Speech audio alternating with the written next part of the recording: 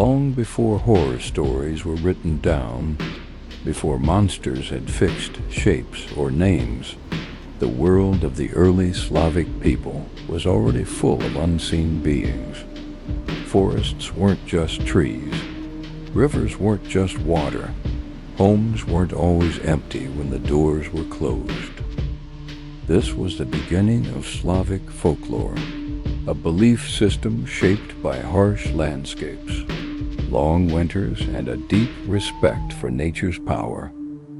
To the people who lived there, the world was shared. Humans walked it, but they were never alone. In the forests, people believed in spirits that ruled the wild places. The woods were dense, dark, and easy to get lost in. Travelers vanished. Hunters didn't return. So they said the forest had a master.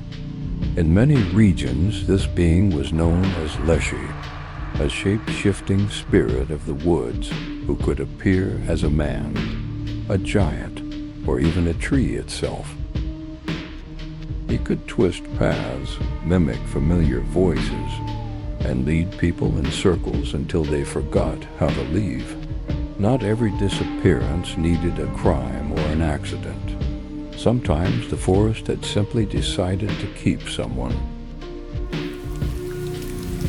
A hat on the ground, footprints that stopped too suddenly, silence where there should have been birds.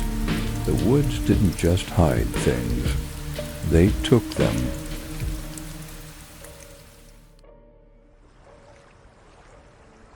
Water had its own dangers. Rivers flooded without warning. Lakes were deep, cold, and silent. People slipped, fell, and were never seen again. And so stories grew of spirits in the water. Pale figures seen near the shore, soft singing at night. In Slavic folklore, these beings were often called Rusalki, spirits tied to water, sorrow, and restless deaths. Some legends said they were the ghosts of those who drowned.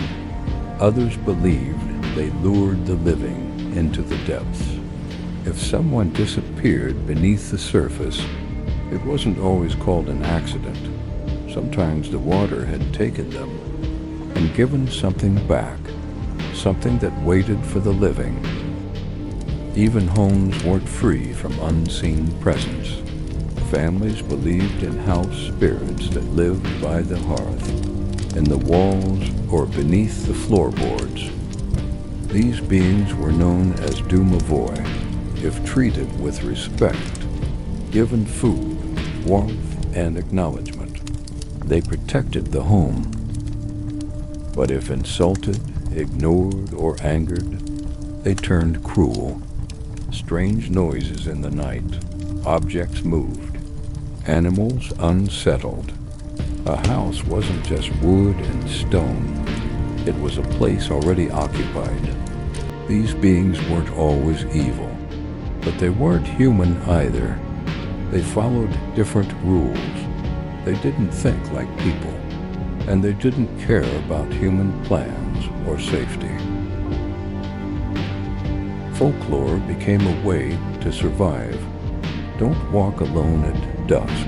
Don't swim after dark. Respect your home. Leave offerings. Say the right words. These weren't just superstitions. They were survival guides, wrapped in stories. Then something changed. As Christianity spread through Slavic lands, the old spirits didn't disappear. They transformed. Nature beings became demons. House spirits became omens. Water spirits became restless ghosts.